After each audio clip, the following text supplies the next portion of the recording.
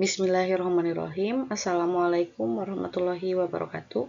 Saya adalah mahasiswa Universitas Terbuka Bandung. Dan di sini saya akan mempraktikkan tentang praktikum IPA di SD mengenai struktur sistem pencernaan pada manusia.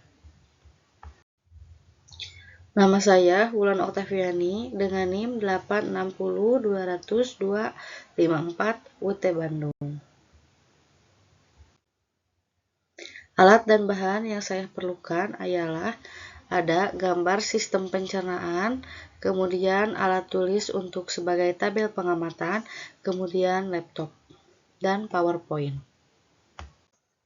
Di sini terdapat gambar sistem pencernaan pada manusia, di mana sistem pencernaan berfungsi menerima makanan, memecahnya menjadi zat gizi, serta membuang sisa yang tidak dicerna. Urutan sistem pencernaan manusia, yang pertama ada mulut, yang kedua ada kerongkongan, yang ketiga ada lambung, yang keempat ada usus halus, yang kelima usus besar, keenam reknum, dan terakhir yaitu anus. Organ tambahan di dalam yaitu ada hati, pankreas, dan kantong empedu.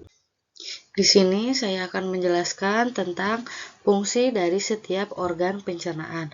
Yang pertama ada mulut. Mulut adalah organ pertama dalam sistem pencernaan yang berfungsi untuk memasukkan makanan ke dalam tubuh. Di mulut, makanan dikunyah oleh gigi sehingga menjadi lebih lembut dan mudah ditelan. Lidah membantu mencampur makanan dengan air liur dan membentuk gumpalan makanan tersebut disebut bolus.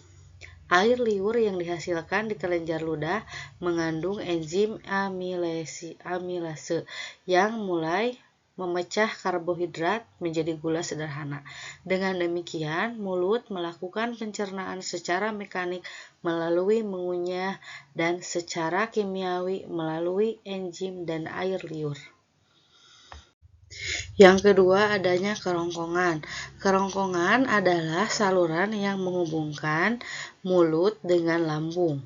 Fungsinya adalah mengalirkan makanan dari mulut ke lambung. Makanan yang telah dikunyah dan dibentuk menjadi bolus akan didorong ke bawah melalui gerakan otot yang disebut peristaltik. Di kerongkongan tidak terjadi pencernaan kimiawi atau pencernaan zat gizi. Fungsinya hanya sebagai jalur transportasi makanan melalui lambung. Fungsi selanjutnya yaitu lambung. Lambung adalah organ berbentuk kantong yang terletak di antara kerongkongan dan usus halus. Fungsi lambung adalah mencerna makanan secara mekanik dan kimiawi. Di lambung, makanan dicampur dan diaduk dengan getah lambung yang mengandung asam lambung atau HCI dan enzim pepsin.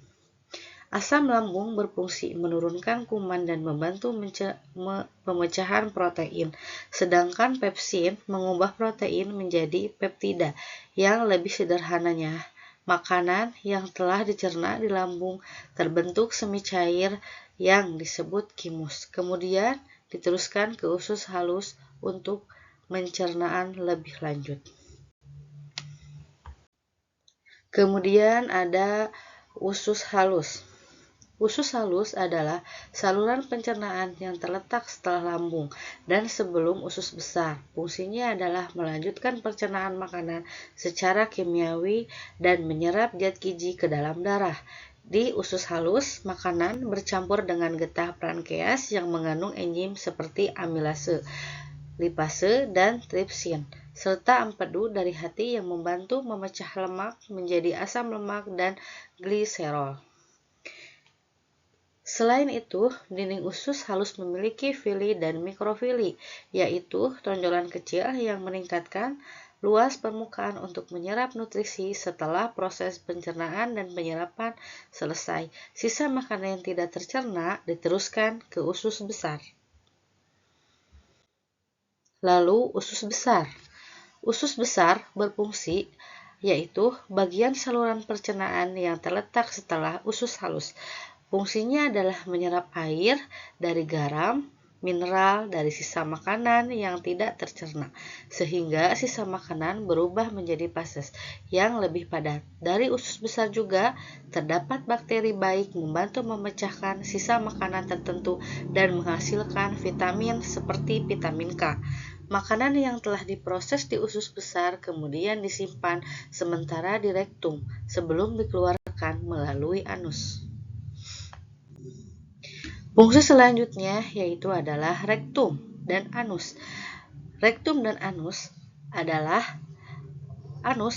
lubang dari ujung saluran pencernaan terdapat fases dikeluarkan dari tubuh. Proses ini dikendalikan oleh otot sfinkter yang memastikan fases dikeluarkan secara terkontrol dan berfungsi menyimpan dan mengeluarkan fases. Nah, kesimpulan dari hasil pencernaan pada manusia ialah sistem pencernaan manusia bekerja secara terkoordinasi dari mulut hingga anus, mengubah makanan menjadi zat gizi yang dapat diserap oleh tubuh kita. Di mulut, makanan dikunyah dan dicampur dengan enzim amilase untuk memenuhi pencernaan karbohidrat. Kerongkongan berfungsi mengalirkan makanan ke lambung, tempat protein dipecah oleh pepsin menjadi peptida. Usus halus melanjutkan pencernaan karbohidrat, protein, dan lemak dengan bantuan enzim pankreas dan empedu, sekaligus menyerap nutrisi ke dalam darah. Usus besar menyerap air, mineral, serta membentuk fases yang disimpan di rektum sebelum dikeluarkan melalui anus. Secara keseluruhan, setiap organ memiliki peran spesifik, namun saling bekerja sama untuk memastikan makanan dimanfaatkan secara optimal dan sisa yang tidak berguna dibuang dari tubuh melalui anus. Itu saja mungkin yang bisa saya jelaskan dalam praktikum IPA mengenai sistem pencernaan pada manusia. Yang pertama melalui mulut, kemudian kerongkongan, kemudian ada lambung, dan usus besar, usus halus, dan dikeluarkan melalui anus. Terima kasih atas perhatiannya. Assalamualaikum warahmatullahi wabarakatuh.